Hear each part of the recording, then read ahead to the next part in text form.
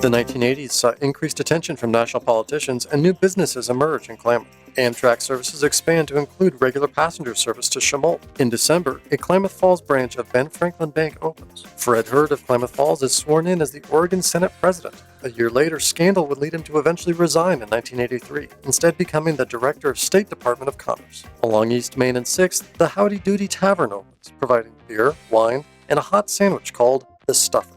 Dance and music prodigy Teresa Higbee, a child of German immigrants, as a 6th grader becomes the youngest member of the Klamath Symphony and a standout in ballet.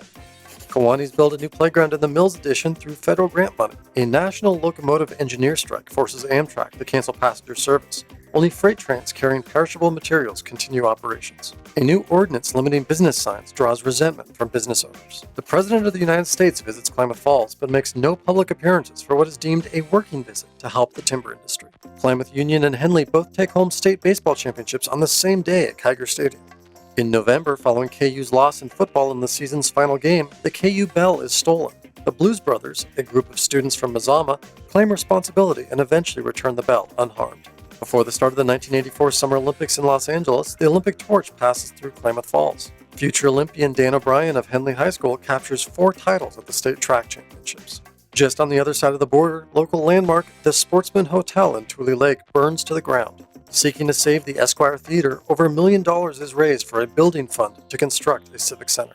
Local horses travel to Tennessee to participate in film production for the movie Hawkins Breed, starring Peter Fonda. A 2-year, $1.6 million project installs a new bridge near Keno on Highway 66. Klamath Union's Jamie Fallon wins 2 state titles, one in the 800 and the Women's Cross Country Championship.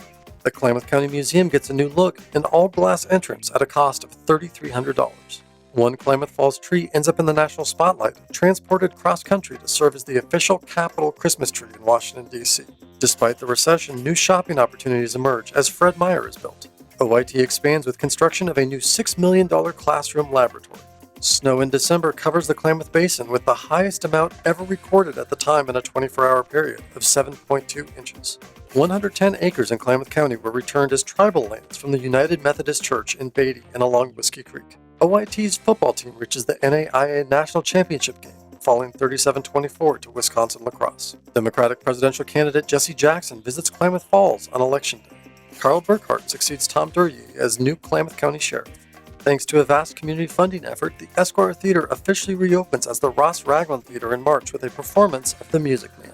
Spurred by former Olympian Jan Romery, the first woman to carry the U.S. flag in opening ceremonies, a committee is formed to bring the 1998 Winter Olympics to Klamath Falls. A storm measuring tornado-like winds devastates Merrill, destroying buildings and crops.